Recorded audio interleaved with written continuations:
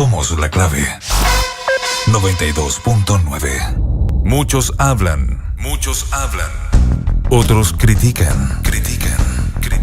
Pero en realidad, ¿quién te escucha? Desde ahora, en la 92.9, Álvaro Escobar pone oídos y desmenuza la contingencia en Combinación Clave.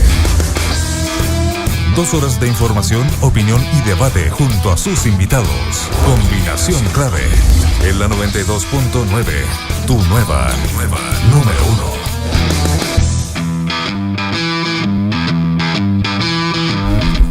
1. Hola, ¿cómo les va? 9 de la mañana en punto, casi 8:59 para ser más exactos. Álvaro Escobar, ¿cómo está usted? Bienvenidos a Combinación Clave. Buenos días, don Francisco. Usted me estaba contando. ¿Qué me estaba contando? No, le estaba contando que venía escuchando una radio amiga, la radio del grupo Luxich, que fue la escogida para hablar públicamente por el ministro Rodrigo Peñalillo, hablar por lo menos en exclusiva con un medio, digamos. Oye, pero... Perdón la suspicacia, pero llama la atención el medio elegido, digamos. La presidenta elige el canal del Estado y el ministro del Interior elige la radio de Luxich. Humbertito salía en Canal 13, ¿no? Exactamente. Sí, pues él hizo... Sí, yo estoy recién despertando, fíjese, y entendí, pero al tiro. Al tiro entendió. No era, o sea, que usted quiere decir que... No sé, piensa que le están dando... Se pagan favores de alguna manera. El ministro... amigos de mis amigos. Son. Exactamente. El ministro reiteró algo que ya había dicho ayer públicamente respecto de la honra de las personas. Se ha cruzado un límite con la honra de las personas, dice, y se pregunta en alguna parte de su declaración, ¿desde cuándo es una falta trabajar profesionalmente y pagar los tributos? El tema es que se empieza a poner en duda desde cuándo, justamente cuando él y parte de su mismo gobierno empieza a hacerse ese tipo de cuestionamiento ante todo tipo de boleta existente en materia política. Entonces, el cuidado que se exige para emitir juicios, emitir opinión, tiene que correr para todo, siento yo. Oiga, a propósito de los amigos de mi amigo, ya que usted menciona esta radio, la de Andrónico. Claro. La de Andro.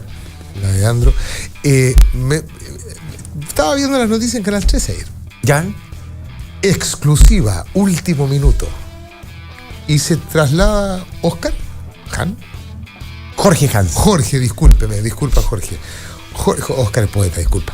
Jorge Hans está en un estudio...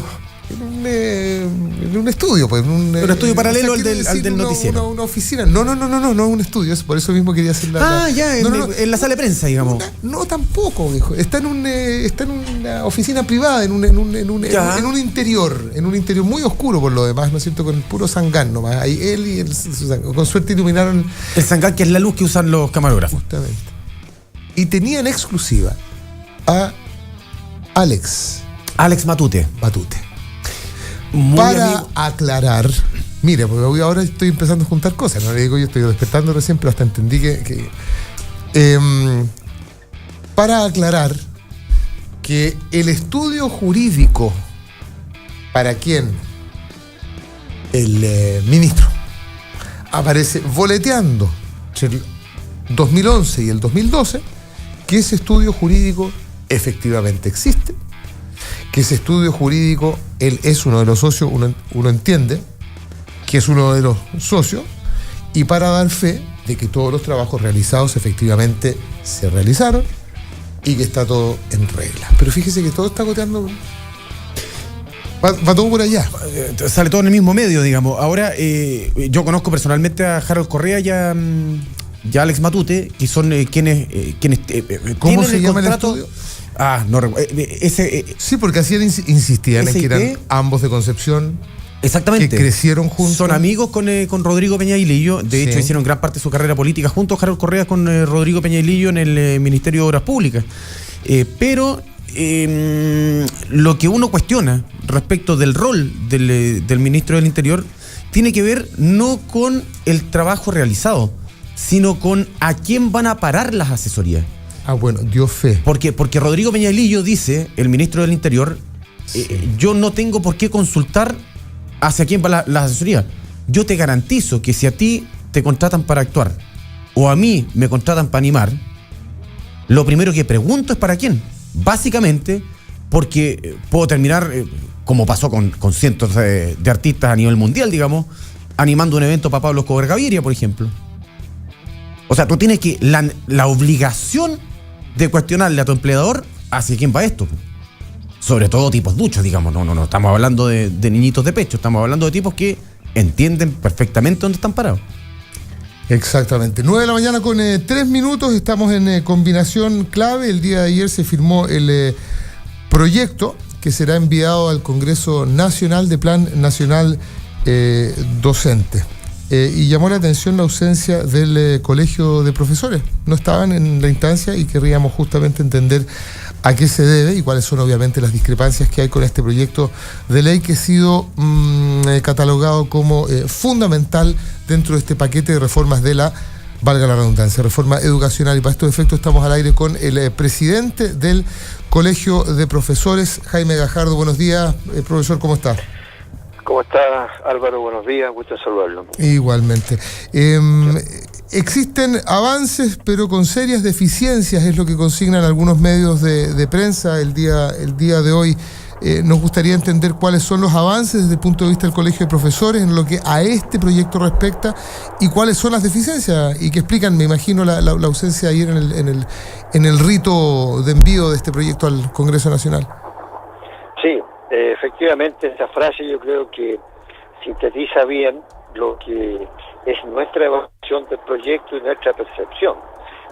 Hay que recordar que acá conversamos más de 3 meses este tema con el Ministerio y en 1 o 2 reuniones semanales.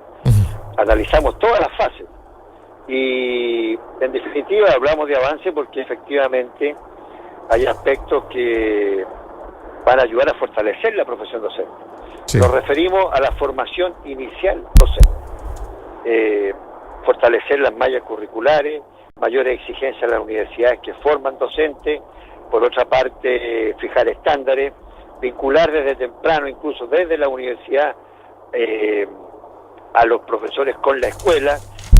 Eso creo que es algo muy importante y que además había muchas críticas y en eso también en forma transversal a las debilidades en la formación docente. O sea, que la formación inicial, la certificación profesional, ahí no se dan en lo que a la nueva carrera profesional respecta, ¿no hay discrepancia? Mire, hay 2 discrepancias que son claves. Una que es cómo usted ingresa a la carrera. Ya.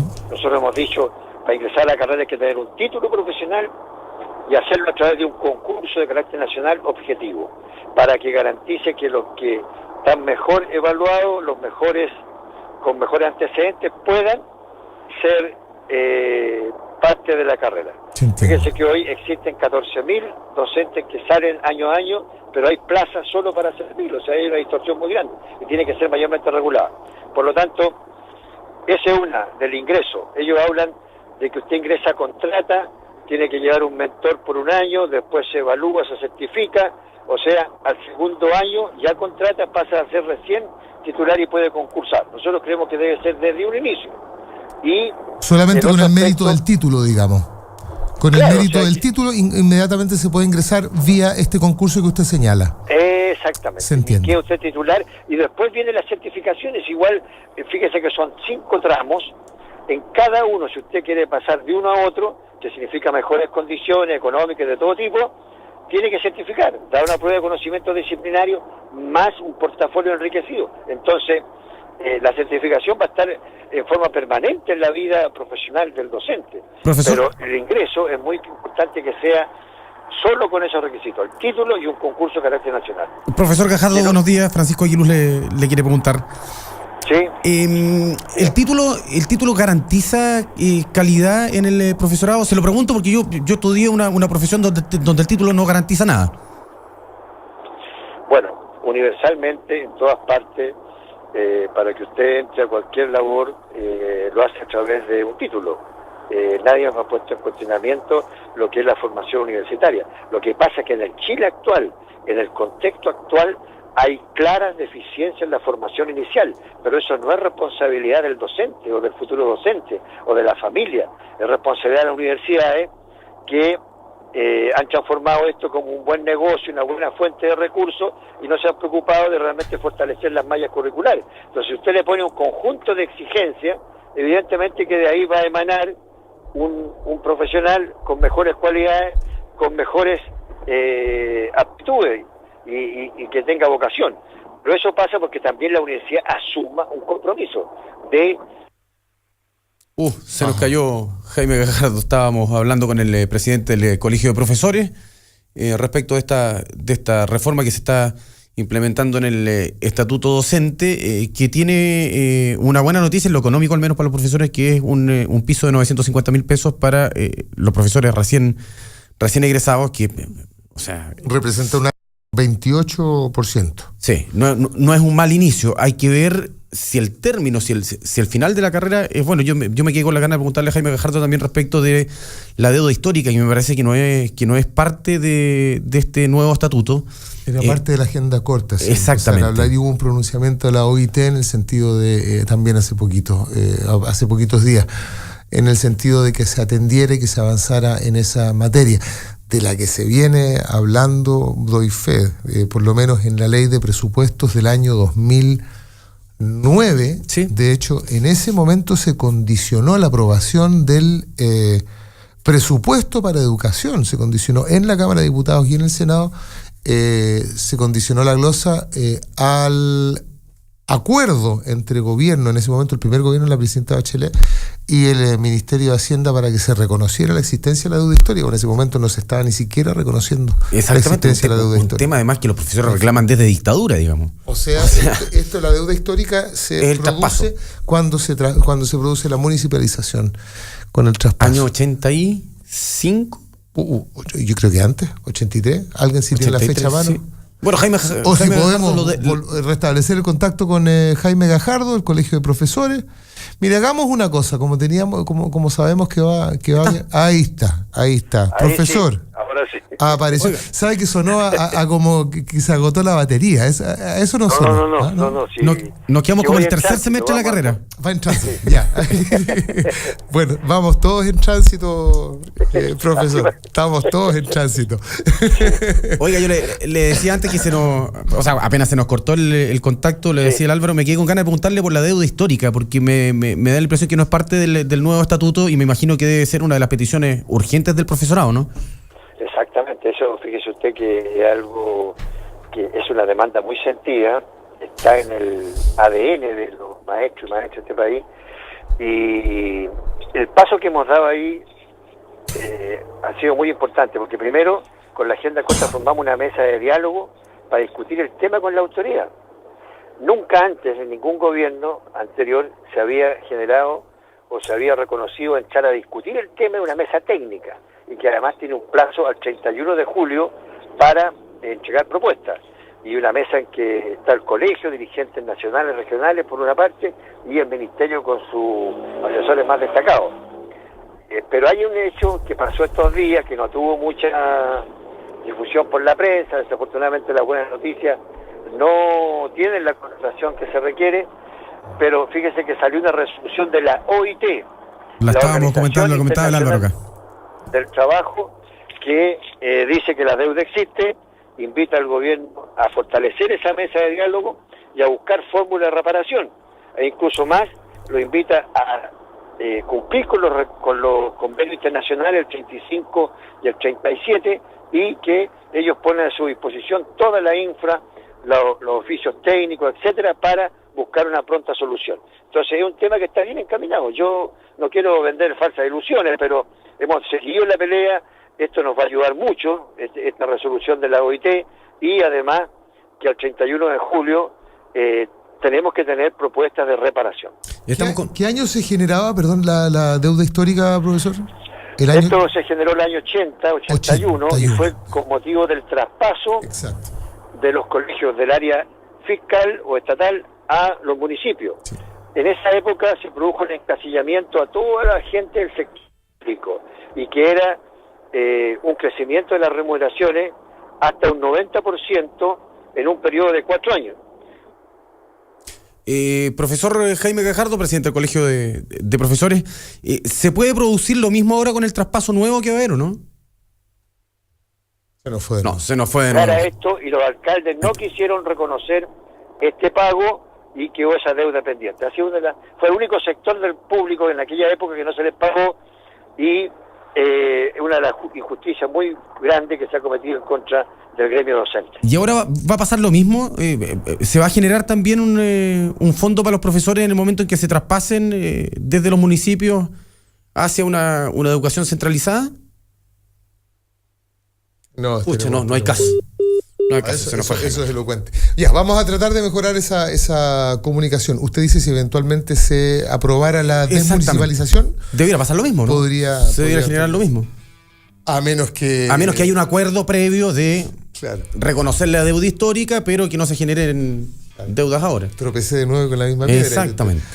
9 de la mañana con 14 minutos, estamos en combinación clave. Estamos atentos a lo que usted tenga que decir. Opina usando el hashtag combinación clave. Estamos en la clave 92.9 y va al mundo. Nos pueden en streaming también, www.radiolaclave.cl.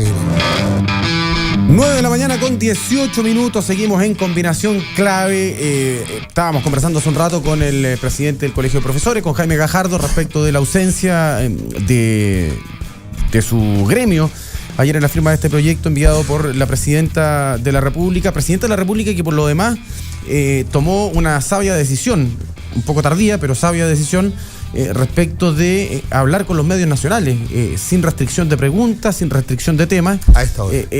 Yo me imagino que de aquí a 15 minutos va a estar hablando, porque estaba tomando desayuno primero con la prensa que está acreditada en La Moneda. Son 23 los periodistas de distintos medios nacionales que están diariamente compartiendo con el gobierno, digamos, ahí en La Moneda. La rueda de prensa se organiza, a mí me tocó participar de alguna, por eso conozco más o menos el tema. Se organiza al interior de la prensa de La Moneda, se designa una especie de capitán, en este caso Rafael Pardo de la Radio Cooperativa, quien organiza el orden de las preguntas y actúa como una especie de moderador durante esta pequeña entrevista masiva que se le hace a la presidenta de la República, que yo me imagino, después de una hora de desayuno, tampoco creo que repartan tanta comida, digamos, en La Moneda, después de una hora de desayuno va a empezar a sucederse allá en el Palacio de Gobierno. Usted dice que no compite con el desayuno que nos dan acá. Eso está insinuando. Que no se compara el desayuno de Radio Live. No, ¿qué compite con el? Sin comentarios. No, es muy bueno. No, es muy bueno. Es muy bueno. El huevito revuelto. Sí. El jamoncito. Sí. Sin nada de grasa. Queso. Preguntémosle a Nicolás. ¿Desayuno? No, por el desayuno no. ¿Cómo está? Buenos días. Buenos días. Por el corte de pelo, dice usted. No, tampoco. ¿Qué te pasa con los cortes de pelo? Suponiendo, hagamos algo de ficción. Suponiendo que usted, Idea País, ¿no es cierto? Acreditado en esta reunión con la presidenta. ¿Qué le gustaría saber a usted? O sea, yo lo primero que le preguntaría sería por el cambio de gabinete. Eso sería mi pregunta número 1. Si es que... ¿Qué cree usted que le respondería? Una respuesta muy política, lo más probable. ¿Cuál sería esa? A ver. Una respuesta política me diría... Pregúnteme a mí, yo le hago de...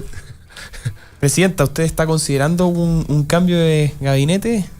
Mire, yo me he referido antes a esto. Yo no voy a ser muy original, pero déjeme decirle que los ministros y ministras gozan de toda mi confianza, y si estuviera considerando un cambio de gabinete, no estoy diciendo que lo estoy considerando, no lo anunciaría en una instancia como esta, a pesar de que lo estoy pasando muy bien. Es muy grato estar conversando con la prensa, con los medios nacionales, pero no lo anunciaría por este medio. Así que su curiosidad la idea es satisfacer en su debido momento. La presidenta es bien distinta al común de los mandatarios y al común de los dirigentes deportivos de nuestro país, que cuando confirman a alguien le dura 2 semanas. La confirmación. Sí, pues, 2 semanas después se lo pitean, siempre. Pero, y la presidenta ha cumplido con su palabra, por lo menos en ese sentido.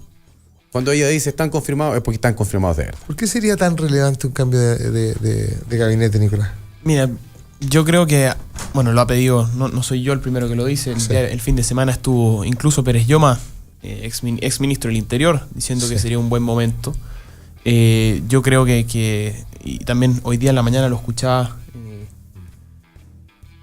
Peñailillo hoy día es un muerto caminante, digamos. O sea, es un político que tiene muy poca fe. Lo que está, todo el cuestionamiento que ha tenido con respecto al tema de las empresas de Giorgio Martelli y la prestación de servicios en general, ha sido muy grande y él no tiene la cabeza ni la fuerza para llevar adelante la reforma y el cambio político que se necesita en nuestro país. Lo veníamos conversando y también semana a semana aquí mismo.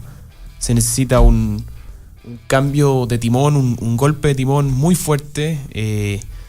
Yo creo que estamos para volver a personas que tengan esa conducción política y el país lo necesita hace mucho tiempo y yo no sé por qué se ha demorado tanto, digamos. Y las explicaciones del ministro de que se trata de trabajo legales, realizados, debidamente tributados, que se está pasando la línea, que se está jugando con la honra de las personas.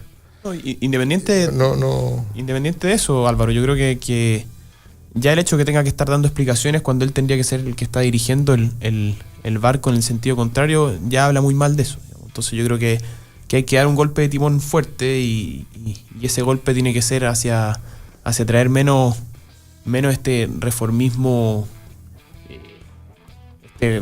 juvenil, digamos, que es planteado como por una nueva mayoría y más de lo que estamos acostumbrados, que son, o sea, liderazgos no convencionales, digamos, los no clásicos. Estamos acostumbrados a un golpe de timón que le dé política al cuento. Nosotros necesitamos un liderazgo político hoy día y ese liderazgo no lo estamos viendo en el ministro de Interior.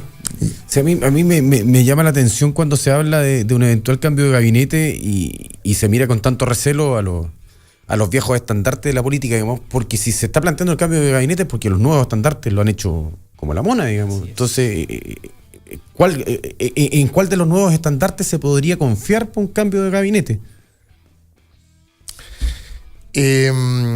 Yo eso no lo sé. Lo que sí sé es que en los hechos, alguien dijo, me parece que fue el diputado Pepe Out, dijo que no es necesario renunciar al cargo para que las renuncias sean efectivas, digamos, se puede renunciar en los hechos también. Pepe Out que nos dijo que nos pasábamos del límite. Que también nos pasábamos del límite. Lo que yo sí veo es que efectivamente parece que hay 3 ministros por lo menos que están en los hechos offside. Y me da la sensación de que Jimena Rincón de las Express, con estas declaraciones a un diario, al Mercurio fue, ¿no? Claro, al Mercurio, sí.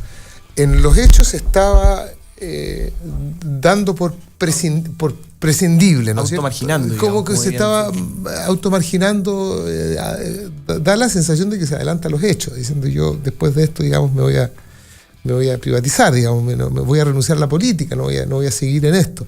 Plan de retiro voluntario. Tengo la sensación de que un ministro, claro, un ministro que está en el pleno y déjame usar la palabra cabal, en el pleno y cabal ejercicio de su cargo, digamos, no da ese tipo de declaraciones.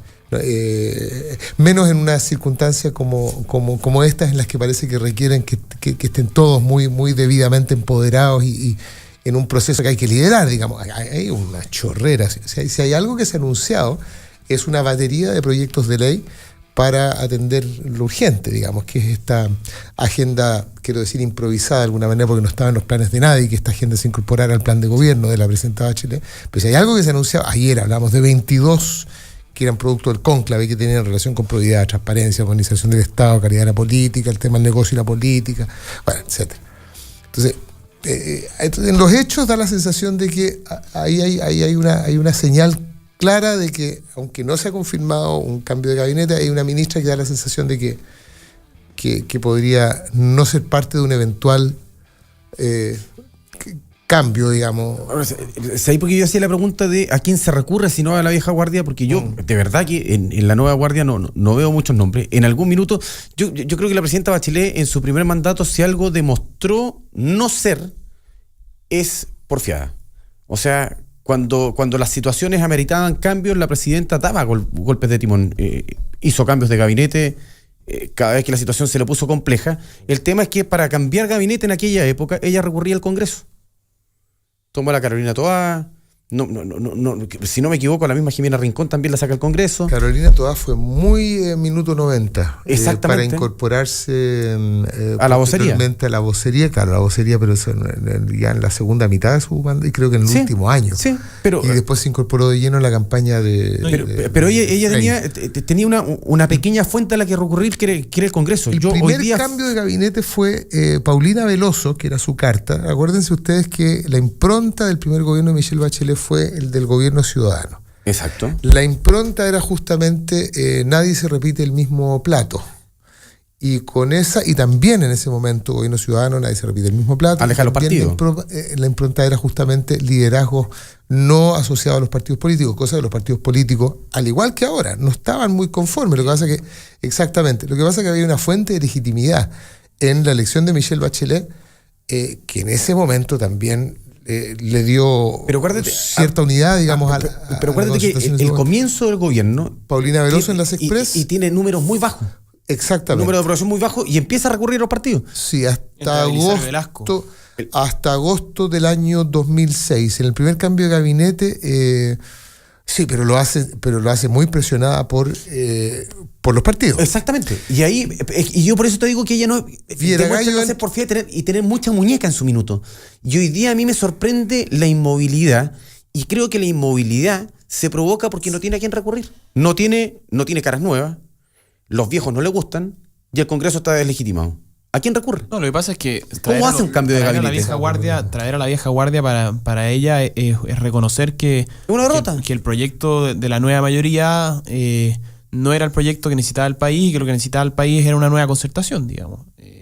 Entonces, eso es reconocer algo muy difícil, digamos, parecido a lo que pasó en el primer gobierno, que ella tiene que reconocer que necesita de los partidos y que necesita de la experiencia y necesita conducción política. Entonces, eso es complejo. Y lo otro que quería como comentar, no sé si vieron el mismo domingo, de hecho, en el Mercurio, contestan varios presidentes de partido. Uno puede ver, bueno, cuál es la fractura que está dentro de la nueva mayoría. Contesta Jaime Quintana, de hecho, el mismo Peñirillo contestó a las declaraciones de la Jimena Rincón. Entonces, uno puede darse cuenta que aquí dicen, bueno, ¿qué significa esto? Que se está bajando del barco cuando más la necesitamos, digamos. Entonces, es una señal súper, súper compleja esa, y bueno, demuestra cómo están los ambientes adentro. Sí, solamente para el ¿cómo se dice? Para el registro. Paulina Veloso fue reemplazada por José Antonio Viera Gallo en ese momento. Exactamente.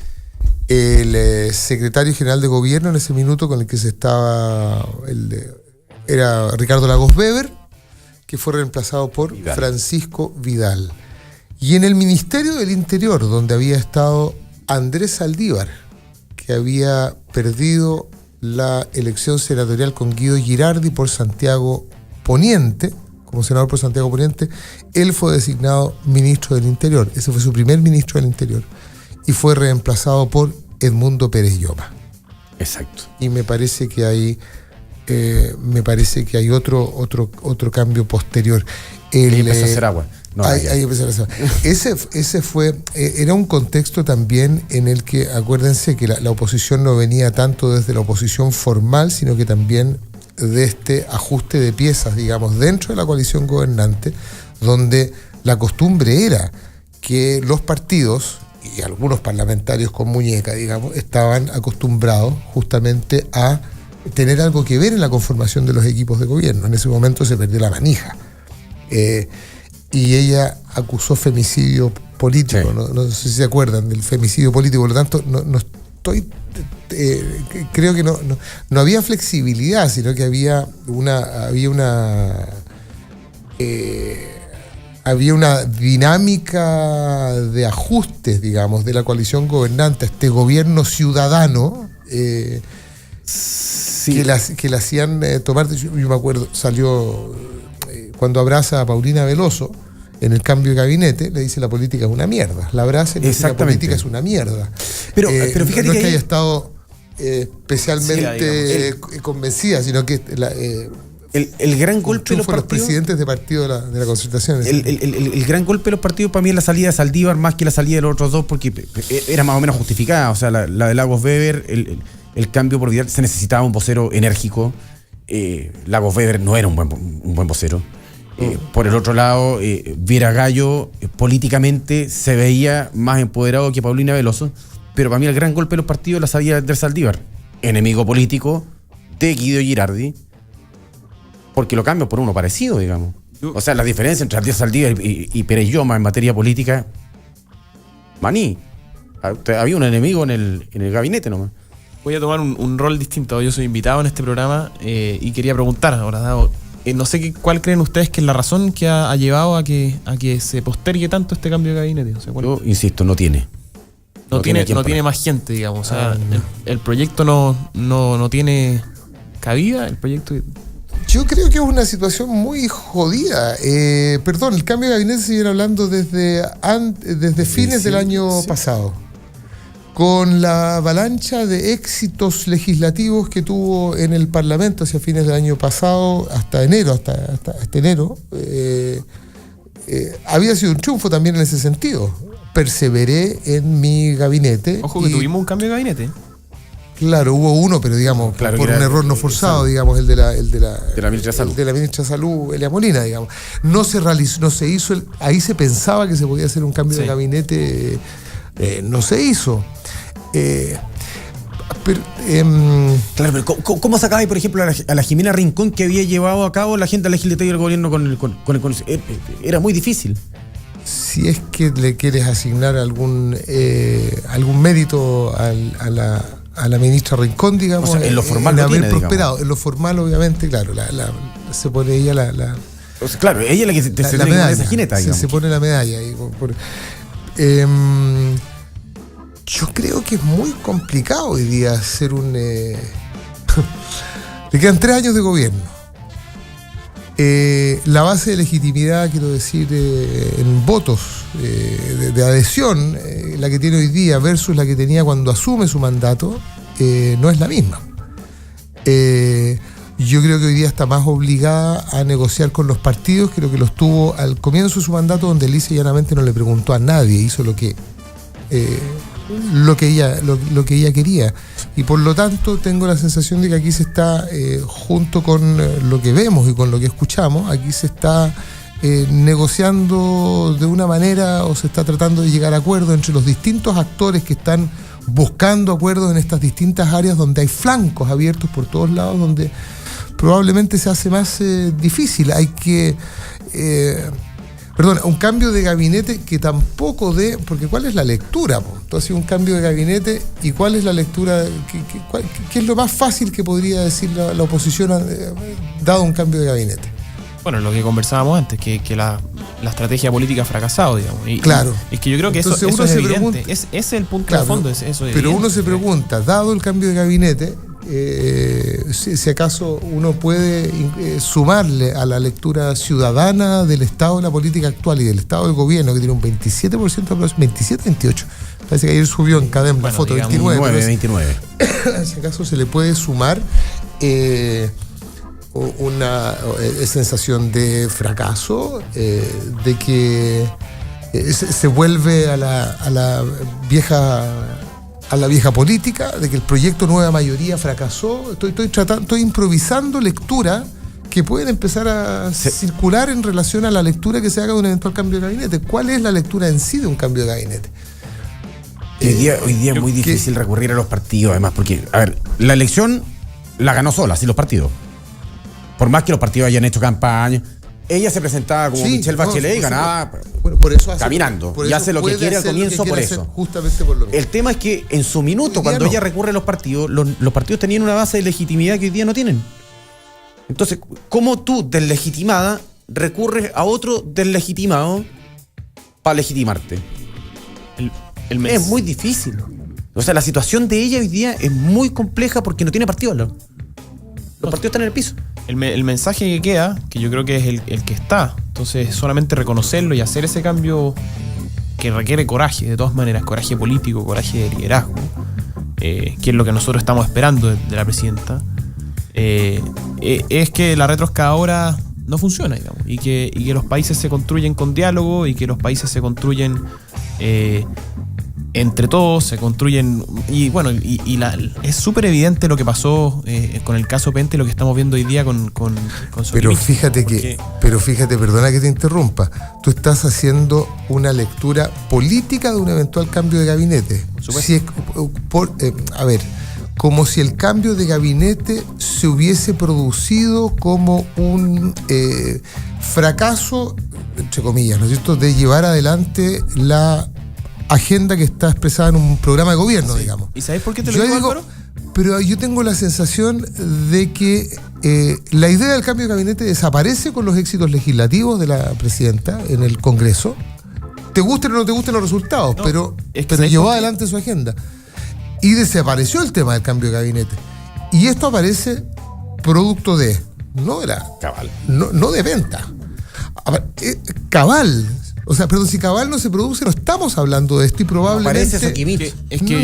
SQM, sino por Penta, no aparece Sokimich. O sea, por eso mismo también quiero hacer eco de Mauro Alonso, que escribe y dice, es fácil, no cambian aún porque están buscando a quien pueda estar limpio de todos, más que políticamente. Sí, es que eso demora. Es que lo que pasa es que tiene que ver con lo mismo, Álvaro. Por eso yo lo comentaba. ¿Y por qué creo que tiene que ver con lo mismo? Porque tiene que ver con la actitud tomada por el gobierno al momento que se destapa la olla de Penta. ¿Okay? Porque sabiendo ellos que esto es una práctica común, que hoy día sabemos que todos lo tienen, ellos toman una actitud de retroexcavadora con la UDI. Yo no estoy en nada de acuerdo con lo que se hizo en la UDI y vamos a ser enérgicos ya les voy a comentar algo que cuenta su ex jefa de prensa, de hecho. Exactamente, y es una cosa que de hecho volvemos hoy día a ver la UDI involucrada en Sokimich. O sea, yo no diría que la UDI es una blanca paloma, solamente quiero rescatar la actitud que tiene el gobierno y la actitud que está teniendo hoy día el gobierno. Entonces uno se da cuenta que ahí faltó, primó la retroexcavadora y no primó el diálogo. Si en un momento si hubiésemos estado hablando de esto en Penta, las cosas se hubiesen dado de una manera muy distinta. No digo que los procesos legislativos, los procesos judiciales no se lleven a cabo, digamos, pero sí es la forma de operar del gobierno, y eso se manifiesta no solamente ahí, sino que se ha manifestado en el resto de la reforma, que por mucho que estén las mayorías en el Congreso, tienen que ser, si se está pensando en un bien país, tienen que ser consensuadas con todos los actores políticos. Entonces ese es el punto de fondo. Por eso que yo creo que está ligado una cosa con otra. ¿Te fijas, Álvaro?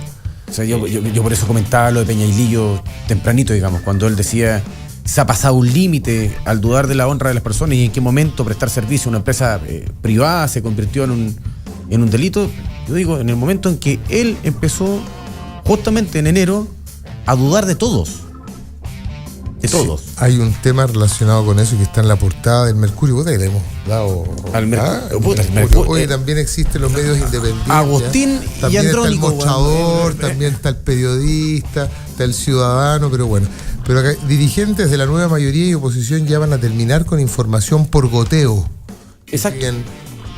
Transparencia. Estamos en combinación clave, faltan 20 minutos para las 10 de la mañana. Vamos a una pausa y volvemos.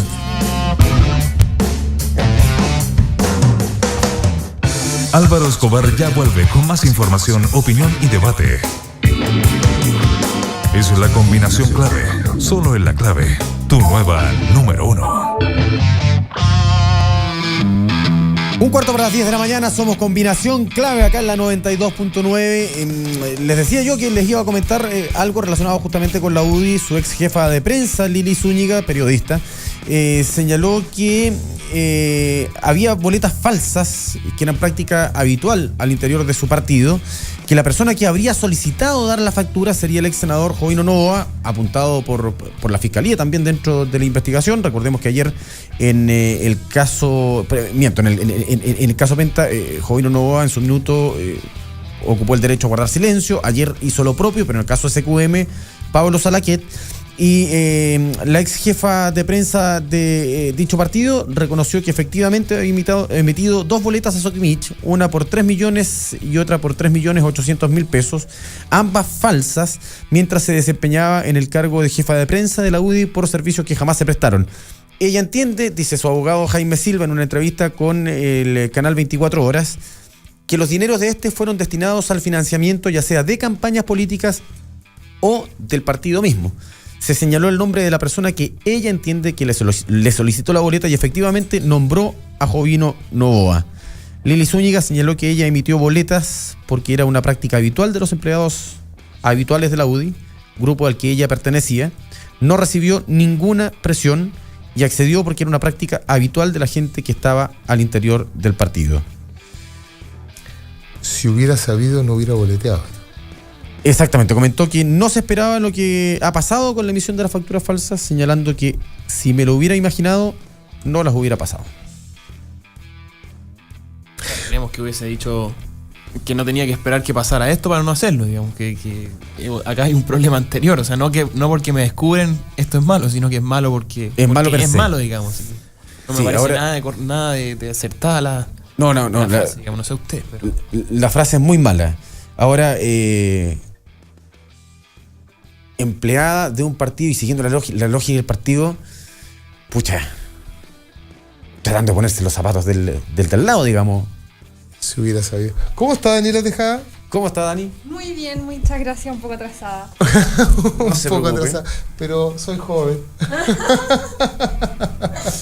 Es inteligente. Es inteligente, ciudadano inteligente, se incorpora a la mesa aquí Daniela Tejada. Estamos en combinación clave, nos acompaña junto a Nicolás León, que es de Idea País. Nos quedamos con la idea del, a propósito, con la idea del proyecto de nuevo plan docente. Hay dos puntos aquí. Uno tenía que ver con la nueva formación inicial, la certificación profesional, la creación de una nueva carrera profesional docente con reglas claras de ascenso, sistemas de apoyo, evaluación y formación permanente, además de mejores remuneraciones desde el ingreso de la carrera. Justamente en materia de remuneración, el Ministerio de Educación está proponiendo un alza de 28%, estableciendo de esta manera que aquellos profesores que parten con 37 horas semanales suban sus sueldos desde 590.000 pesos a 800.000 pesos. En tanto, los que cumplen el horario máximo, que es de 44 horas, pasarán de 637.000 pesos a 950.000 pesos, acercándose al objetivo planteado por el Colegio de Profesores de un sueldo inicial de 1 millón, que era la propuesta original del Colegio de Profesores. Ahora, entendiendo que lo que se le paga a los profesores es una miseria y entendiendo que los 950.000 pesos tampoco son un gran sueldo para nadie en Chile, a pesar de que están bien por sobre la media. Para varios es un lujo. Exactamente, o sea, para varios es un lujo. Para la mitad sí, me refiero yo a no es un gran sueldo para un profesional que tiene por misión en la vida educar a otros, digamos. Por supuesto. ¿De dónde sale la plata? Claro, eso dice. Por ejemplo, el senador Andrés Alamand advierte que el déficit que proyecta el gobierno entre las promesas y la realidad bordea los 3.700 millones de dólares. Recordemos que se hizo una reforma tributaria para efectos de financiar la reforma educacional. ¿Sí? Así es. Ok.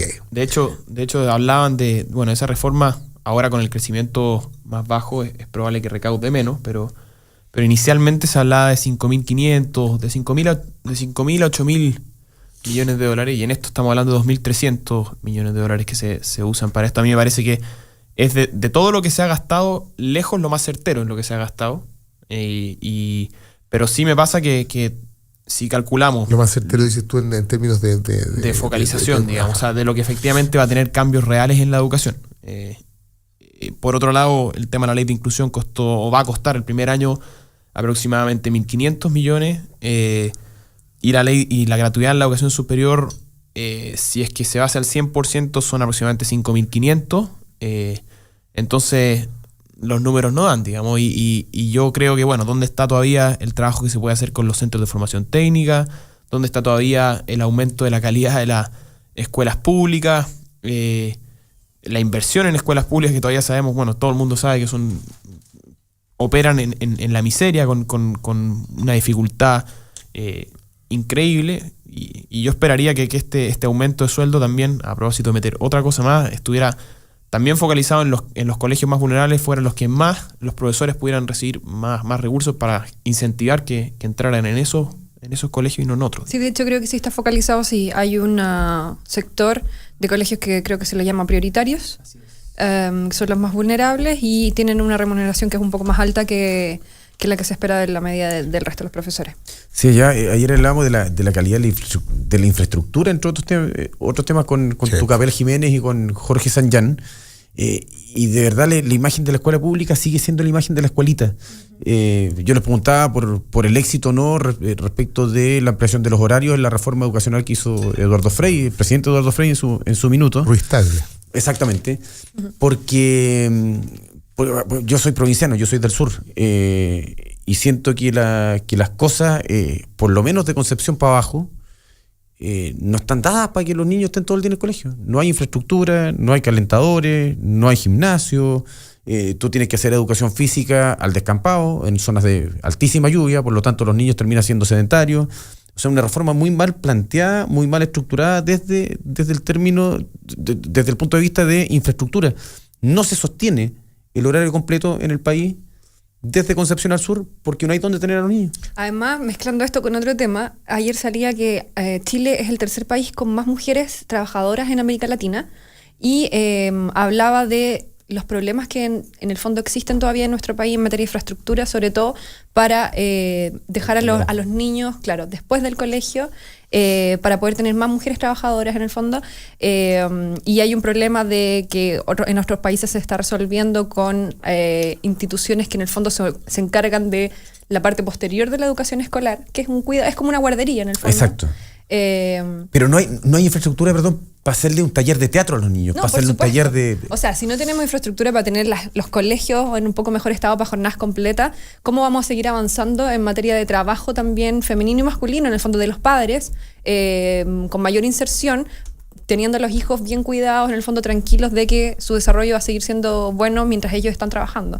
Entonces, hay muchos temas ahí en la infraestructura que hay que considerar, además de solamente el horario escolar, sino que también cómo esto se combina con el trabajo de muchas madres y con las jornadas extendidas. Que en ciudades como esta, como Santiago, te hablan de horarios de salida de la casa a las 6 de la mañana por parte de los papás, sí, y vuelta a la casa a las 8 de la noche, si es que tenéis suerte de ir más o menos cerca de la pega.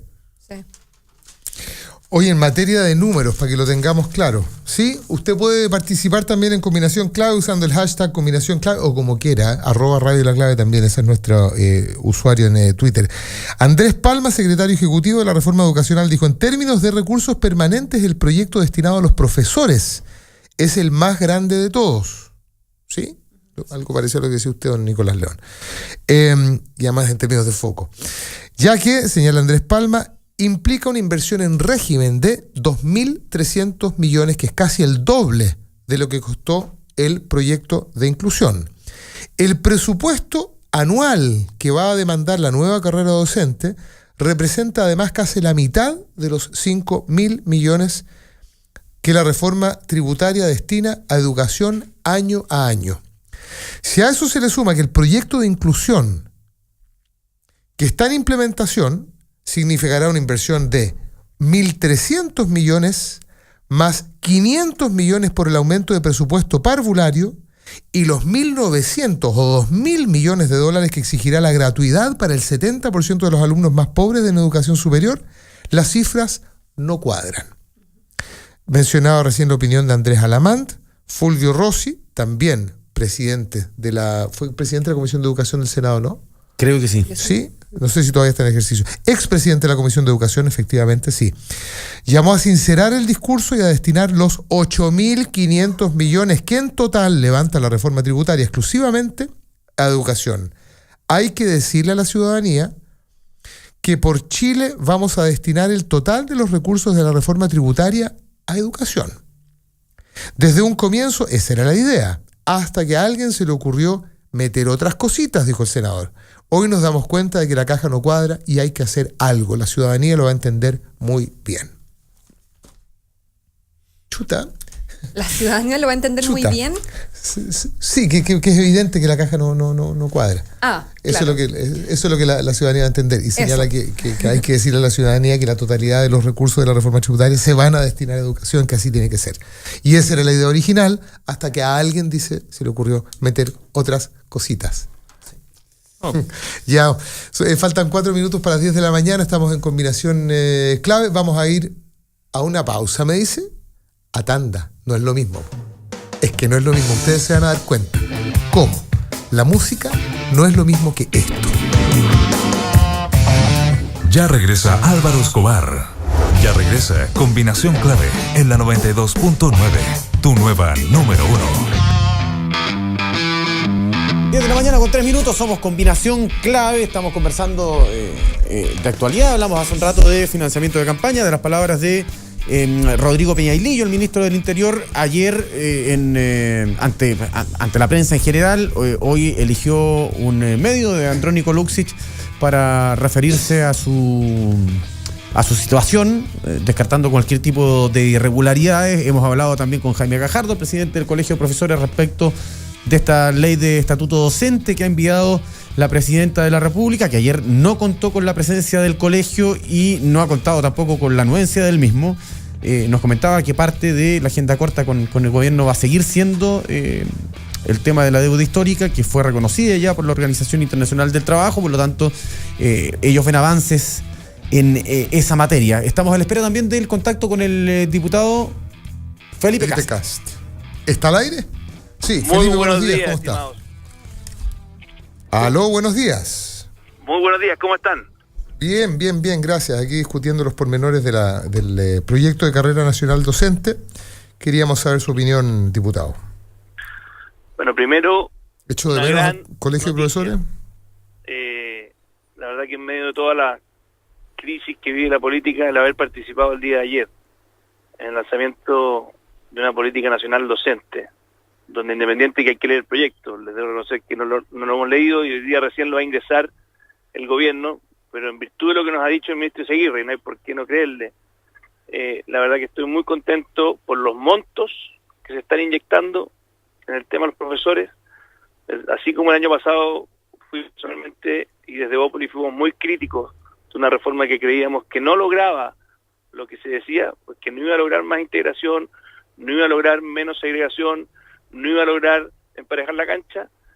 Puedo decir con bastante convicción y alegría de que creo que este proyecto, si lo trabajamos bien, por los montos que están involucrados, puede ser un antes y un después en el tema de darle dignidad a los profesores y asegurar que, aunque no va a ser automático, porque los cambios obviamente toman tiempo, de que los niños tengan el derecho a tener al frente de su sala de clases un profesor de excelencia, independiente del lugar donde estén estudiando. Y esto le lleva, por una parte, la exigencia de que aquellos que entren a estudiar pedagogía provengan de los estudiantes mejores, graduados de cuarto medio. O sea, que logremos, tanto por incentivos de sueldos dignos, como por exigencia, que sean nuestros mejores muchachos los que se dediquen a ser profesor, y no solamente a ser médico, y al mismo tiempo una evaluación continua a lo largo del tiempo para que aquellos profesores que por diversos motivos no estén a la altura, no estén condenándole la vida a nuestros niños con una mala educación. Ahora, diputado, Entonces, ¿cómo? La verdad que, solo para cerrar, creo que ayer tuvimos un gran día y ahora obviamente hoy día vamos a escuchar, voy camino al Congreso, porque la tarde vamos a escuchar al ministro Seguirre presentar el detalle del proyecto. Diputado, buenos días, Pancho Eguirús por acá. Yo soy de los que cree firmemente que la movilidad, los incentivos y el castigo en el trabajo, castigo bien entendido, digamos, funcionan. La evaluación constante es positiva. El tema es que cuando la evaluación depende de un ministerio, hay que garantizarle al evaluado que esa revisión no vaya a ser política. ¿De qué manera se le puede garantizar al profesorado que no va a haber evaluaciones políticas a lo largo de su carrera? Bueno, una gran pregunta, y de hecho cuando nos presentó el ministro Seguirre el proyecto hace un par de semanas, mi única preocupación tiene que ver con quién es la pega independiente, autónoma, preocupándose por los niños de la evaluación. Y que no que sea el compadre que al final lo evalúa siempre bien porque no quiere quedar mal con el amigo, y que no sea, por el contrario, el adversario político que se lo quiere fregar para buscar darle el cupo a otro amigo. Entonces, esos detalles que son fundamentales, Francisco, los vamos a definir sin lugar a dudas, y nosotros no vamos a renunciar a nuestra labor, y yo como parlamentario y miembro de la Comisión de Educación, de legislar. Pero por lo menos veo en el espíritu, y se lo planteamos al ministro Seguirre, y él está consciente de esa preocupación, y creo que hay que construir un diseño institucional de que eso ocurra así. ¿Cómo se puede lograr? Por ejemplo, la Universidad Católica a través de un programa que se llama MIDE, realiza muchas de estas evaluaciones. Entonces, eso me parece que es sano. Hay que ver que por la escala se puede hacer a nivel nacional, pero sería muy bueno que sea una institución independiente, académica, que no tenga compromisos políticos, la que nos pueda asegurar que esa evaluación sea real y que garantice un profesor de excelencia para todos nuestros niños. Ahora, en lo que a la formación inicial respecta, estábamos hablando con el presidente del Colegio de Profesores, Jaime Gajardo, y nos manifestaba su disconformidad. Señalaba que, a propósito de los mejores, de nuestros muchachos, como lo expresas tú, estamos con Felipe Kast, que es diputado de Bópoli,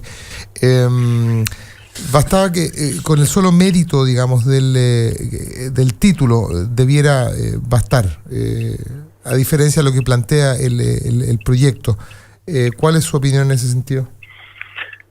Bueno, sabemos que no basta y por lo mismo creo que necesitamos una gran reforma, una reforma estructural en el tema de los profesores, que haga dos cosas: que por un lado premie con sueldos dignos, dignidad a una carrera docente que claramente hoy día está por debajo de lo que necesitamos y de lo que podría atraer a nuestros mejores jóvenes a dedicarse a esto. Pero al mismo tiempo tenemos un problema de que hay muchos profesores, y que es responsabilidad de nosotros como sociedad por no haber hecho esto antes, de que son desgraciadamente de mala calidad. Entonces aquí o nos hacemos los lesos y condenamos a los niños a que no tengan una educación de calidad, o nos ponemos colorados por una sola vez y tratamos de capacitarlo, tratamos de que el profesor esté a la altura, y si finalmente no está a la altura, tenemos que lograr que él salga de la clase, de la sala. Y para eso, dado que no es culpa de él haberse dedicado a esto, porque nosotros fuimos la sociedad la que no se hizo cargo en su minuto de evitar de que ciudadanos que tal vez, personas que no estaban a la altura de la exigencia, lo hicieran por una mala regulación de políticas públicas, tenemos que comprarlo y ayudarlo a reinsertarse, no abandonarlo. Y esa preocupación, que es legítima de los profesores, espero que esté incorporada al proyecto. Ayer no se mencionó, y yo espero que nos explique el ministro qué va a ocurrir, que cuando un profesor finalmente no esté a la altura, también como sociedad estamos cargo de poder ayudarlo a reinsertarse, y no simplemente decirle, mire, usted no da el ancho, se queda solo. Diputado Kast, hola, muy buenos días. Habla Daniela Tejada de Ciudad Inteligente.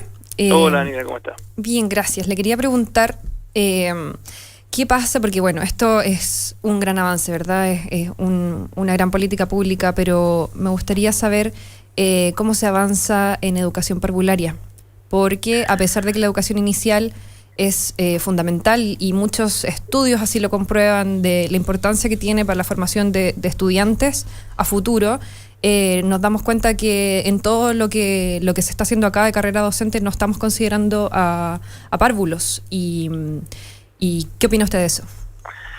Bueno, un tema, de hecho, la literatura nos muestra que la educación parvularia, cuando no se hace bien, paradójicamente, puede ser peor que a que no exista. A diferencia de otros rangos de edad, donde siempre se ha visto que la mayor cobertura de educación es buena, independiente de su calidad. O sea, nunca, es difícil que haga daño. Es verdad que no empareja la cancha, no distribuye las oportunidades. Pero la educación de párvulo, la educación inicial, sobre todo a las cunas, si es que uno no hace bien el tema de la calidad, puede ser perjudicial para ese niño. Porque la sustitución que ocurre en el hogar por una mala educación en esa edad puede hacerle daño. Entonces, uno de los temas que estamos más vigilantes de cuando nos presenten el proyecto que se incluya en la carrera docente. Ayer me soplaron de que venía incorporado.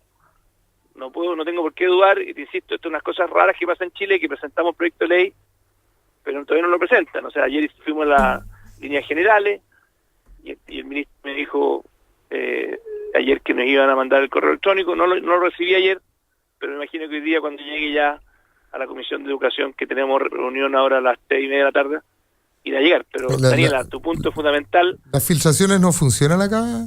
No, aquí solamente no. Parece que en el tema Soquimich, cabal. Ahí funciona la...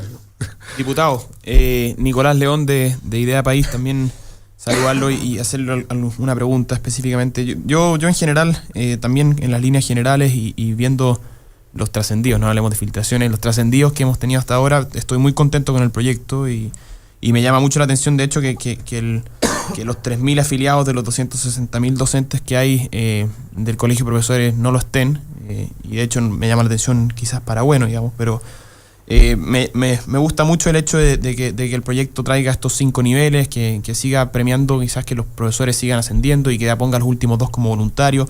Me gusta mucho la metodología de los mentores para la inducción, me gusta mucho el aumento de sueldo. Bueno, y en general el aumento de las horas no lectivas, la inyección de recursos, como decía usted, en el camino correcto, digamos, en el camino que necesitábamos desde un principio. Entonces, esperamos que esto sea así y esperamos que siga en esa senda, digamos. Yo me gustaría preguntarle qué le parece a usted de este proyecto que tenga quizás algo que no sea bueno, o por qué cosas usted le corregiría de lo que ya ha escuchado, digamos. Mire, yo creo que nosotros en política somos demasiado para tratar de buscarle lo negativo cuando viene el otro lado. Y somos demasiado malos de dar lo positivo cuando viene el otro lado. Y así como el año pasado, y lo llevo, insisto, creo que fue una soberbia de un proyecto de ley que atacaba a los subvencionados, que mataba a los colegios emblemáticos. De hecho, estamos haciendo una campaña por salvar a los colegios emblemáticos, que incluye de Carlos Ominami, Mariana Elwin, Ricardo Paredes, Carolina Schmidt, y que es muy simple, es con la lógica de inclusión, con una cuota de un 40% de estudiantes vulnerables aceptados en los colegios emblemáticos, pero reponer el mérito como mecanismo de ingreso, no que sea la tómbola. Se lo preguntaba, diputado, porque de hecho a mí me parece, yo habiendo revisado un proyecto que usted tiene que haber visto también, es un proyecto bien parecido al que presentó Sebastián Piñera en el gobierno pasado y que fue retirado cuando cambia la administración, entonces me llama mucho la atención por eso mismo. No, estoy de acuerdo, si el año pasado este proyecto se ingresara al inicio, y la verdad es que habría sido lo bueno. Yo lo que soy un poco crítico de este proyecto es que creo que 500 puntos es muy bajo. O sea, los costes de ingreso para estudiar pedagogía, lejos de ser lo que ocurre en Finlandia, en otros países donde le exigen desde el 15% superior de los egresados puedan ingresar, aquí estamos más cercanos a la media. Entonces, es verdad que es un avance a lo que ocurre hoy día, porque hoy día hay cerca de un 30% que ingresa a estudiar pedagogía sin ni siquiera haber dado la PSU. Pero creo que estamos demasiado laxos todavía, o sea, el proyecto plantea 500 puntos, o que pertenezca al ranking de nota del 50% superior de tu colegio. Yo creo que eso todavía es poco, y es parte de lo que voy a plantear obviamente en la discusión del proyecto de ley, pero ya son parámetros. No es que uno esté en desacuerdo con el foco, sino que en el foco uno puede ir corrigiendo en el camino, y eso es lo natural que ocurre en el proceso legislativo. Bueno, el tema de la deuda histórica lo tratamos con Jaime Gajardo, me imagino que también esperan resolverlo, ¿no? Bueno, yo me imagino que el gobierno tendrá una opinión al respecto, y yo tengo entendido que esto hace poco en esa materia, así que hoy día vamos a conversar con el ministro de Educación. Ahora, lo cierto es que hay que tener mucho cuidado con el tema del uso de los recursos, y de hecho lo que sí sabemos es que no cuadra la caja. O sea, en el fondo, yo me alegro que hayamos partido por este proyecto, porque yo creo que ahora la promesa de gratuidad de la educación para los más ricos, el superior, desapareció, supongo. O sea, recursos no hay, y por eso me imagino que sacaron el conejo del sombrero de que ahora quieren cobrar impuestos a los graduados, que es lo mismo con crédito. Sí. Pero sería bueno que se inseren, que el día, y por eso me alegra tanto que hayamos partido por esto los profesores, porque este es el corazón de la reforma, y yo espero que no caigamos en la política regresiva, que significa subirle los impuestos a los más ricos y devolvérselos a ellos mismos por la vía de darle educación superior gratuita, que claramente es completamente regresivo. Estamos con Felipe Kast, diputado de Evópoli. Diputado, ¿escuchó al ministro del Interior referirse al límite que se había cruzado en la honorabilidad de las personas?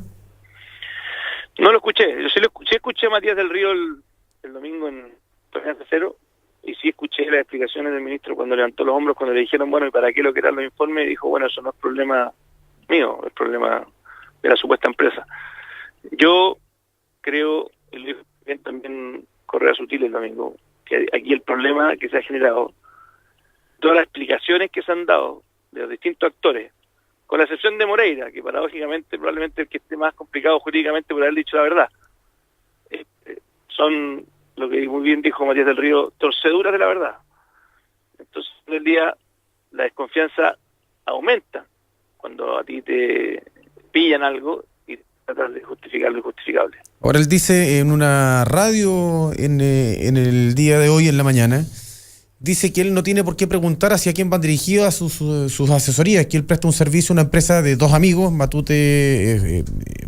Alex Matute Jones y Harold Correa, con quien trabaja además en el Ministerio de Obras Públicas hace algún tiempo, y que él no tiene por qué preguntar. ¿Le suena coherente que uno no pregunte hacia quién van dirigidos los trabajos que realiza?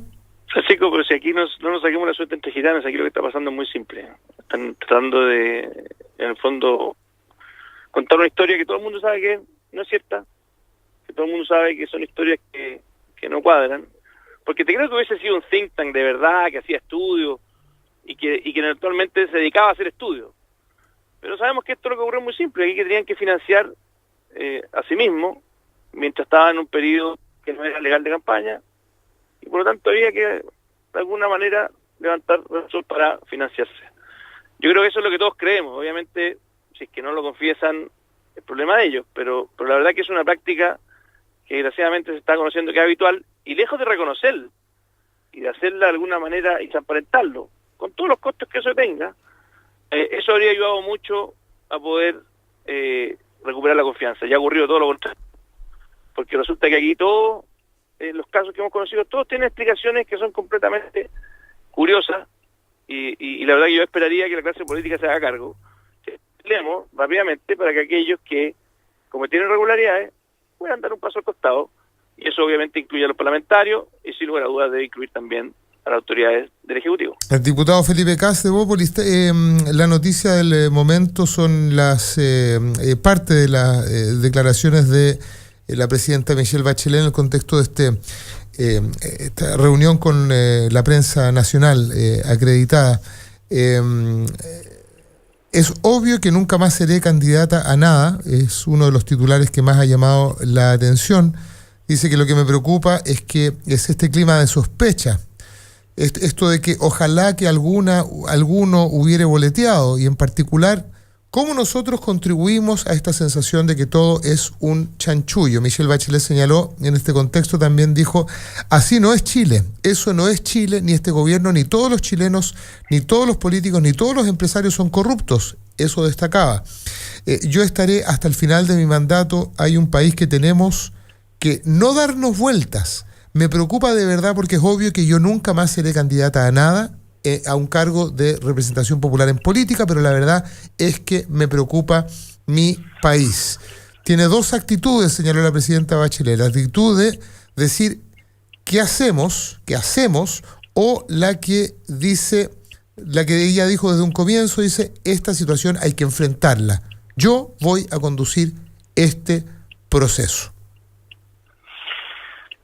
Yo creo, Waldo, que yo comparto con la presidenta. Estamos en una situación muy compleja. Yo estoy igualmente preocupado. Yo estuve ayer con ella, estuve anteayer con ella, con distintos encuentros.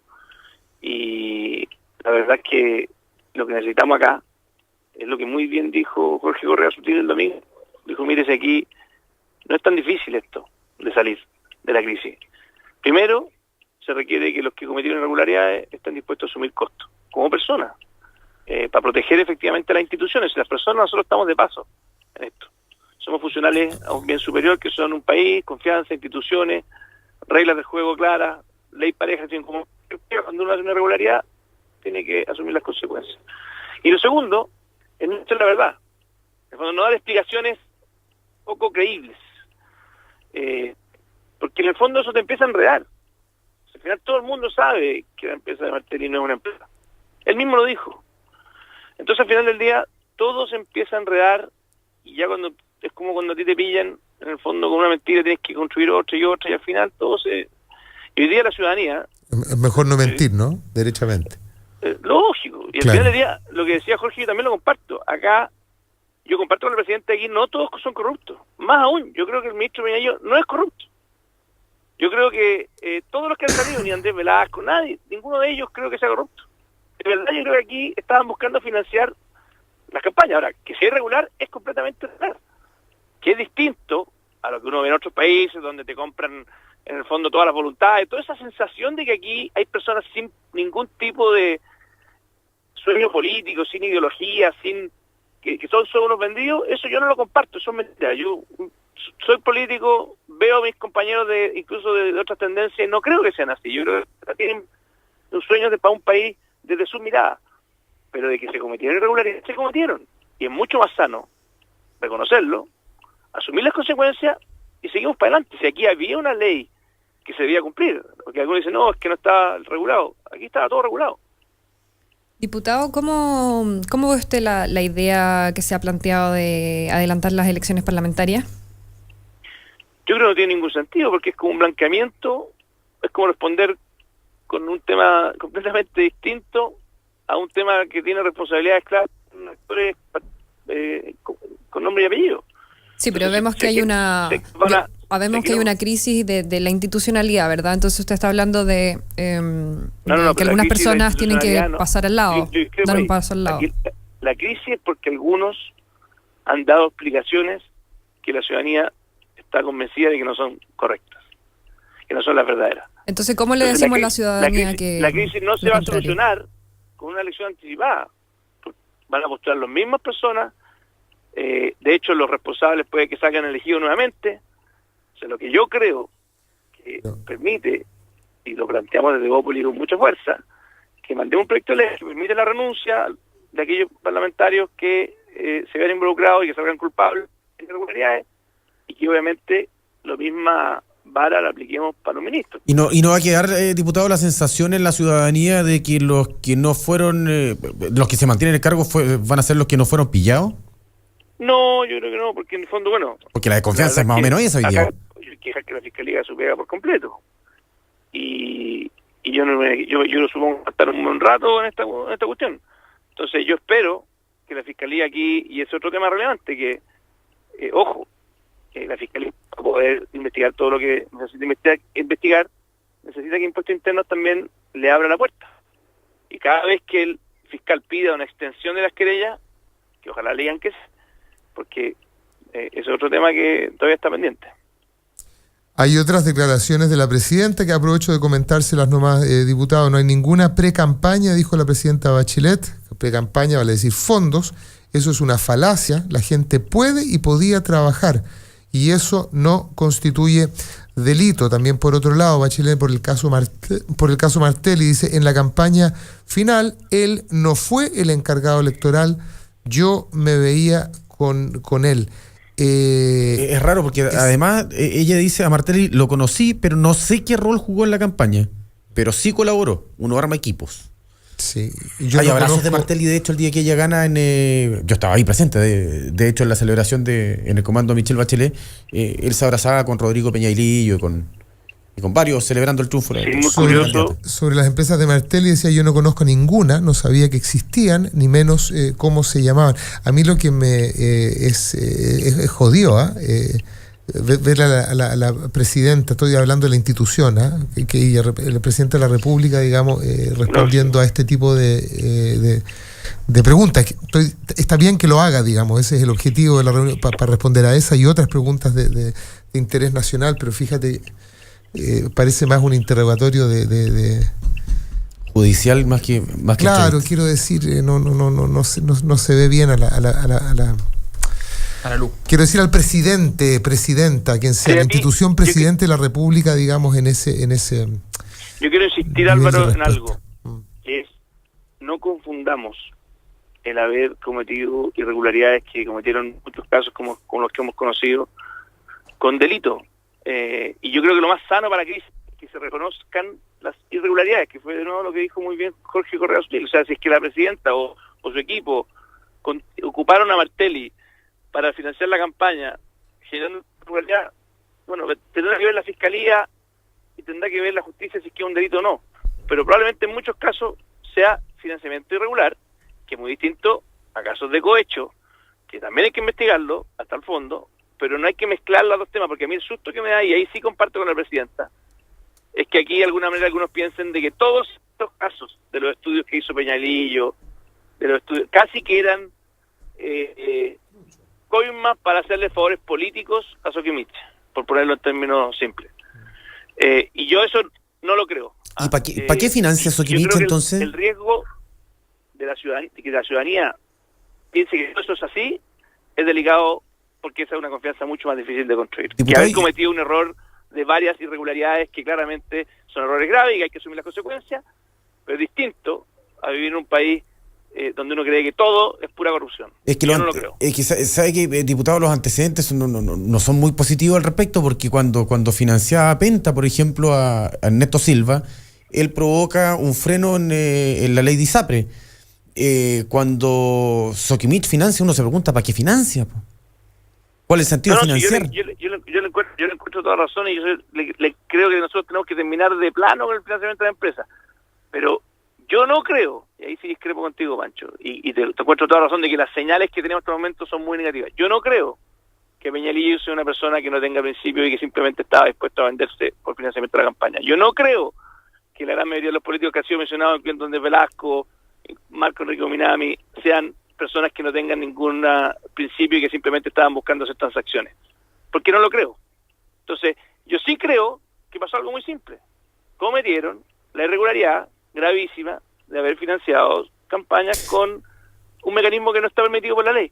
Yo tampoco lo creo, ¿eh? El tema es que ¿cómo convencemos a la ciudadanía de que no fue así?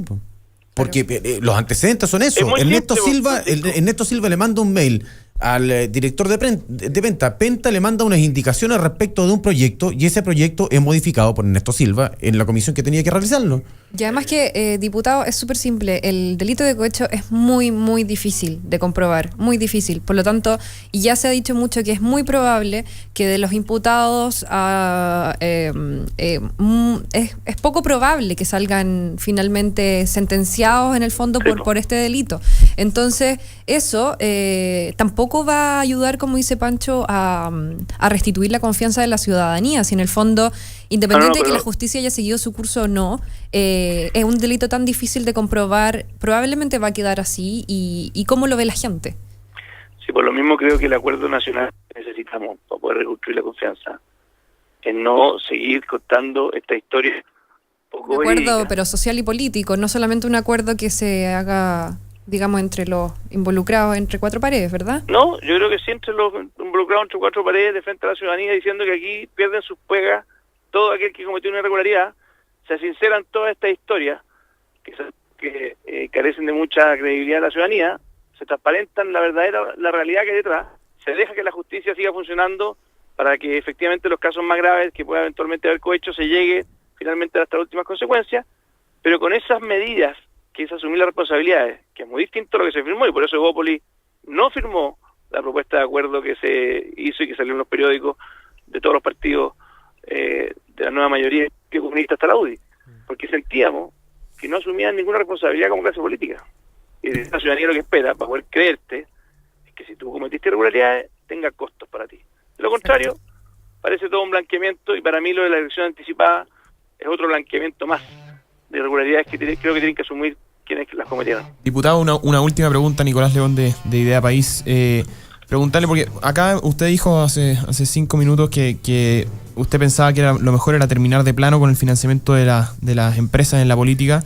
Yo le pregunto si está pensando solamente en financiamiento público o cómo está pensando financiar las campañas, pues las campañas son bastante costosas y por último, no sé, porque quizás avanzar hacia una propuesta más de transparencia, de que los diputados o los políticos se inhabiliten cuando tengan que votar cosas como esta, quizás puede ser algo que puede contribuir a seguir recibiendo financiamiento privado, porque creo que la política en parte tiene que financiarse tanto público como privado. Entonces, no, yo creo que tiene que ser financiamiento, ojalá, de las personas. A mí el financiamiento público me complica por una razón doble, que es primero son escasos, pero además porque normalmente cuando hay financiamiento público se fortalece a los partidos que ya, porque las lógicas que ocupa el financiamiento público para darte plata o para darte aporte miran más, o sea, al partido más grande le damos más plata, y eso es un círculo vicioso endogámico de que aquel que es grande es como si tú tuvieras la empresa más grande en una industria y le dierais más plata por existir. Pero diputado, las empresas, o sea, finalmente si da plata Ponce Lerú o si da plata los Carlos, en definitiva están detrás de esa empresa igual, o sea, no es que no vayan pero a por tener... lo mismo tiene que ser transparente. Sí, por eso, entonces no es que vayamos las personas tienen que aportar en forma transparente y solamente puede ser anónimo montos muy pequeños. un trabajador que trabaja en una empresa y no quiere que su jefe sepa su preferencia política. No hay ningún problema en que aporte 200.000 pesos, por ejemplo, una campaña. Sabemos perfectamente que eso no va a influir en lo más mínimo, pero claramente sobre un voto tiene que ser completamente transparente. Y utilizamos un CERVEL que fiscalice, porque es otro tema. Nosotros podemos tener una ley que suene muy linda, pero si es que no tenemos un CERVEL que salga a la calle a verificar cuántos carteles hay y dónde se gastan las lucas, al final van a volver los maletines negros y nadie va a poder fiscalizarlo. Y que se inhabiliten cuando corresponda, digamos, ¿no? Sí, por supuesto. Si son transparentes, eso va a ser bastante simple de fiscalizar. Ahora, para ser riguroso, diputado, en el tema de las boletas, el mencionado no fue Marco Enríquez Ominami, fue Carlos Ominami. El mencionado, efectivamente, perdón, me refiero al asesor de Marco. Hay un asesor de Marco que le boleteó directamente a Soquimich. No me refiero a Carlos, Warner, ¿no? pero hay un asesor que se llama Cristian Warner, creo que se llama. Sí. Diputado Cast, 1.000.000 de gracias. Que esté muy bien, pues. Buenos días. Oiga, buenos ayer, días, pero- ayer su secretario general le pegó un palo. Así lo escuché, de hecho lo escuché y lo que pasa es que ayer teníamos el lanzamiento de la política nacional docente. Pues. Ah, bien. Por eso me ausenté, para que ustedes sepan que no estaba simplemente descansando en la casa. Muy bien. Chao, chao. Un abrazo, gracias. chao.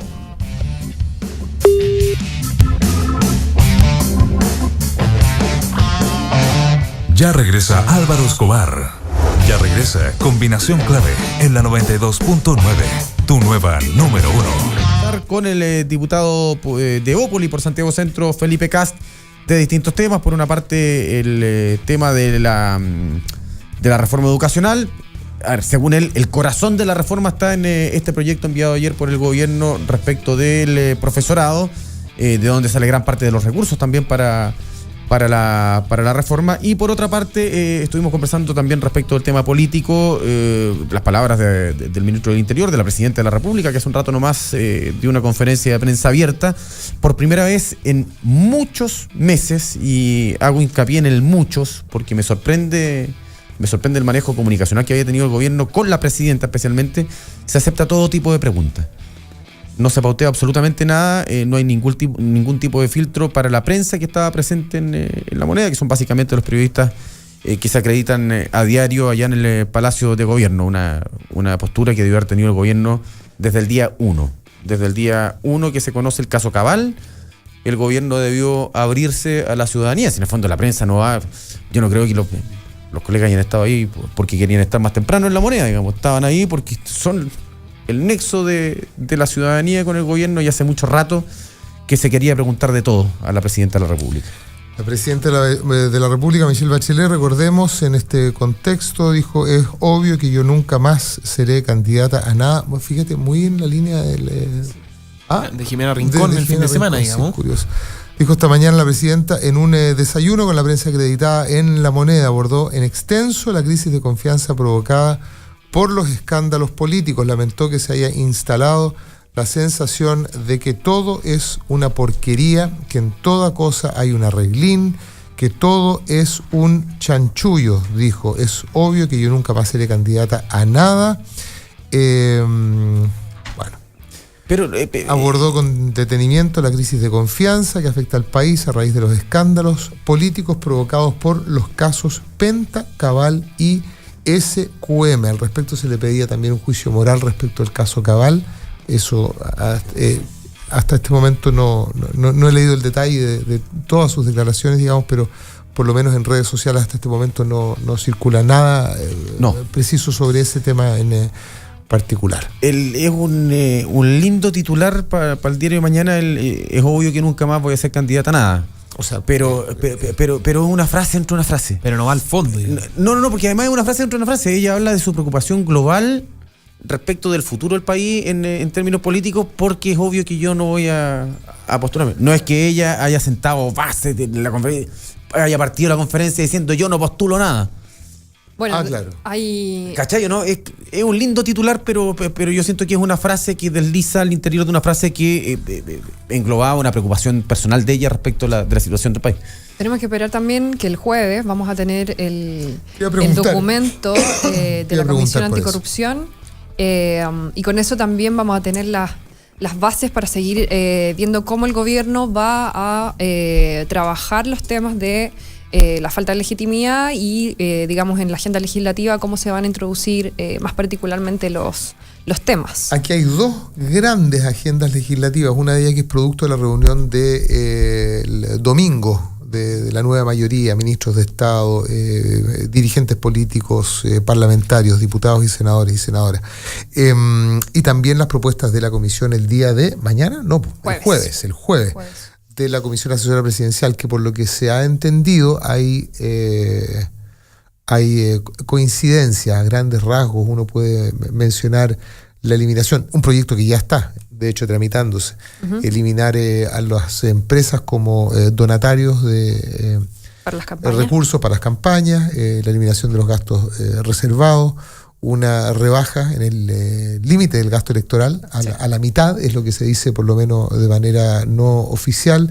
Lo que sí es nuevo en relación a las propuestas que salen del día domingo es una cuestión que había sido resistida inicialmente, que era que los partidos políticos también estuviesen afectos a la ley del lobby. Eso había sido resistido inicialmente, pero se anunció, lo hizo su presidente, el presidente del Senado, Patricio Walker, la limitación a las reelecciones de diputados y senadores, diputados por 2 periodos como máximo, o sea, pueden ser reelegidos 2 veces, y en el caso de los senadores una sola vez, vale decir 16 años en total para cada uno. Sí.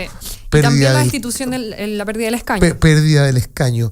Sí. No sé si se ha mencionado, esta ya es una obsesión personal, pero estuvo en una agenda en el primer gobierno de la presidenta Bachelet el hecho de la pérdida del escaño para quienes violen el principio de probidad, que está establecido en la ley orgánica del Congreso Nacional, en virtud del cual los parlamentarios no pueden promover ni votar asuntos en los que tengan interés. Generalmente cuando, y ha ocurrido, digamos, financiamiento público también. Cuando lo hacen no hay una sanción, sino solamente un tirón de orejas de las comisiones de ética de los respectivos parlamentos. La Daniela acaba de decir financiamiento público, y les quería preguntar, ¿no es un eufemismo eliminar la donación de empresas? Porque, o sea, la empresa está formada por personas. Lo que decía Nicolás. Son personas naturales. O sea, es Ponce Lerú el que financia la política. No es lo que es interesante es que cuando se le prohíbe a los parlamentarios promover o votar asuntos en los que tiene interés, no está considerado como interés, en este caso, vale decir como una inhabilitante o causal de inhabilidad, el hecho de que hubiese sido financiado, hasta ahora, digamos, por alguna... O sea, claro, te financia Penta. ¿Qué empresas tiene Penta? Tú te tienes que invalidar. En ISAPRE, en banco. Si uno quiere rigor, debiera ser así.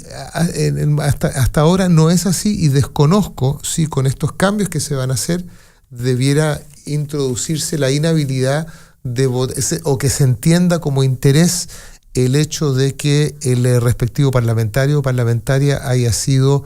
que se incluya el interés de la empresa o los intereses que representa quien le financió la campaña, porque da la sensación a todas luces de que un parlamentario, así como están las cosas, no debiera votar un asunto que interese a aquellos que hubiesen financiado su campaña. Eso es esencial. Y eso me parecería de la esencia. Claro, o sea, de hecho lo mismo que estaba diciendo el diputado Cast era... que en el fondo, bueno, al donar personas naturales se está sesgando un poco, se está eliminando la posibilidad de que haya ese interés, pero en el fondo nosotros de todas maneras vamos a tener que hacer un mapeo de... un ciudadano inteligente, la ciudadanía, digamos. Ciudadanía, claro, un mapeo de aquellos que más donan, porque también como lo mencionó el diputado, claro, si una persona da un pequeño financiamiento, montos pequeños, estamos hablando de, y es una pregunta un poco retórica, ¿con cuánto se compra un político? ¿Cuál es el monto por el cual uno está comprando un voto o digamos una participación a favor por algo que económicamente a mí me es rentable? Por lo tanto, las personas naturales de todas maneras van a tener que estar dentro de un registro de intereses, en el fondo. Por supuesto. O sea, el natural que te dona, ¿a qué se dedica? Por eso es tan importante, cambiar también el eje de la discusión. Estamos hablando del financiamiento público y ahora tenemos que empezar a hablar del gasto público. O sea, cómo se están gastando las campañas. Y eso también nos va a permitir a nosotros saber si es que efectivamente los políticos están, voy a elaborar la idea, los políticos están votando de acuerdo a su idea o están votando de acuerdo a una influencia de alguien que le está comprando ese voto como plantea Daniela, digamos. ¿Y por qué lo digo? Porque si nosotros empezamos a financiar menos caras y más ideas, si empezamos a financiar menos una venta de un jabón y empezamos a financiar lo que efectivamente este político cree, después yo voy a decir, bueno, si este político creía en la gratuidad y después se niega ese voto porque está financiado por una universidad, digamos, bueno, ahí hay una claridad, pero entonces por eso es muy importante que avancemos también en cómo se está gastando, no solamente limitar el gasto, sino que también cómo se está gastando. Eso tenemos que cambiar de mentalidad, digamos. Eso no creo que lo vamos a hacer por ley, pero es un cambio de eje que hoy día no hemos visto y que tenemos que avanzar hacia eso, digamos. Yo creo que no debería pedírsele a la ciudadanía, como dice Daniela, que haga el ejercicio de entender cuánto vale el voto. Y aquí de nuevo volvemos a algo que creo que conversamos la semana pasada. Aquí lo que debe regularse justamente es la apariencia. Decía, no, si lo que importa no es lo que parece, sino lo que es. Entonces hagamos una cosa, no me dé razones como ciudadano o ciudadana para pensar siquiera que eso es posible, justamente para no hacer el ejercicio que acaba de hacer Nicolás. ¿Ah? Si hay una persona, por ejemplo, que era lo que estaba diciendo tú, si hay una persona que ha defendido la gratuidad y luego en la votación, al momento de llegar cambia su voto, claro, efectivamente, eso tiene que ver con grados de evidencia, pero a final de cuentas, por ejemplo, si usted inhabilita con una sanción, cosa que hoy día no existe, a un parlamentario para promover o votar asuntos que interesan a la persona natural, así como viene la ley, porque podría haber sido empresas hasta ahora, pero con los gastos reservados se supone que los candidatos no tienen idea que les financió la campaña y por lo tanto, ¿por qué se van a inhabilitar? Pues si yo nunca supe que me estaba financiando la campaña. Si se inhabilitara en el futuro a parlamentarios, estoy hablando del terreno de las apariencias, de votar asuntos en los cuales están interesados, en este caso, las personas naturales, los intereses de las personas naturales que hubiesen que hubiesen aportado a una determinada campaña, usted se ahorra harta trabajo, puesto que en el terreno de las apariencias, si eso ocurre y transparentemente se entiende y eso se puede ver, sabemos quiénes son los que aportaron a una determinada campaña, bueno, sumado a la pérdida del escaño en el caso en que ello ocurra, es decir, no hay que trazar las convicciones de cómo cambiaron ¿qué es lo que hay que hacer hoy día? Porque hay que hacer una trazabilidad a las opiniones del parlamentario y hacer un cruce de datos para entender. Pero mucho más claro, sería mucho más complejo. Sino que es más fácil. A usted le aportaron tales y cuales.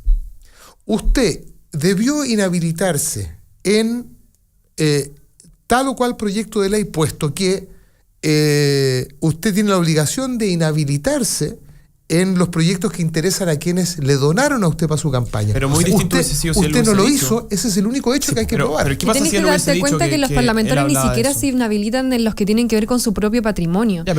Tienen empresas ellos, aparte de las platas que le donaron, tienen empresas y tienen, qué sé yo. Sí, porque está comprobado que el tirón de oreja de la Comisión de Ética del Parlamento no sirve para nada. Ni siquiera se inhabilitan en esos temas. Entonces, apelar a esta moral tampoco está sirviendo tanto. Pero digamos que él fue elegido así. Por eso hay que ser... hay que tener esa radicalidad a la que se refería el presidente del Senado, ser radicales en esta materia. Por lo tanto, en esta pasadita, esta pasadita, para que no se malentienda, tenemos, en este trance hay que pasar de la opinión que cada cual pueda tener, y estoy hablando en este programa, en el rol que cumplimos aquí, digamos, y en el que se está cumpliendo en, me imagino, gran parte de las frecuencias de radio, en la prensa escrita. Hay que pasar a ser especialmente riguroso con el trabajo legislativo. Sí. Que se va a materializar en leyes concretas, y ahí el trabajo, por ejemplo, de los de ciudadanos inteligentes o de ONG o de medios de prensa, de ser especialmente riguroso, porque aquí viene un tráfago legislativo sumamente importante. Pero repito, como que insisto en lo que conversábamos antes, o sea, no solamente pasar de la opinión a la sanción, que es un poco lo que conversábamos recién, sino que también en la forma que estamos haciendo política. Porque si yo ya sé que esta persona en su programa de su programa para ser diputado decía que él estaba pensando en esto, otro, es muy difícil que yo después lo acuse, independiente de que si yo lo elegí, como conociéndolo en su integralidad. O sea, yo conozco el programa de Ernesto Silva, sé todas las cosas, conozco el programa de Giorgio Jackson, sé todo lo que iba a hacer. Es muy difícil que yo lo juzgue por votar A o B si es que él lo dijo a priori que esos eran sus intereses, digamos, porque lo elegimos como lo conocemos, digamos. Entonces, o sea, pasa por los dos lados también, pasa porque explicita. Perdón, en ese caso, al momento de inscribir la candidatura, por ejemplo, exactamente, no se le soliciten requisitos. Un programa. Que se le solicite un programa. O sea, de hecho, justo eso quería plantear, porque hay dos cosas aquí muy importantes. Una, obviamente, es la transparencia. Y es que todos ellos publiquen activamente quién les entregó, qué sé yo, toda su información financiera, lo que sea necesario. Pero otra cosa es la rendición de cuentas. Otra cosa es la accountability.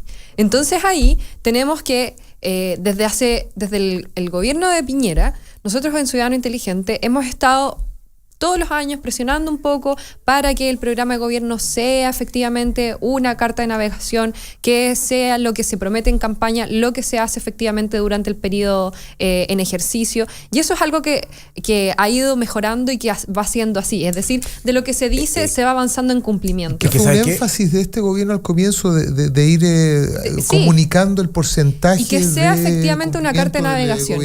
Para nosotros eso es algo fundamental. No necesariamente porque de repente, como dicen, prístino, no cambien los ejes por alguna coyuntura, pero a grandes rasgos se va haciendo lo que la gente se prometió en campaña. No pasa eso con los parlamentarios.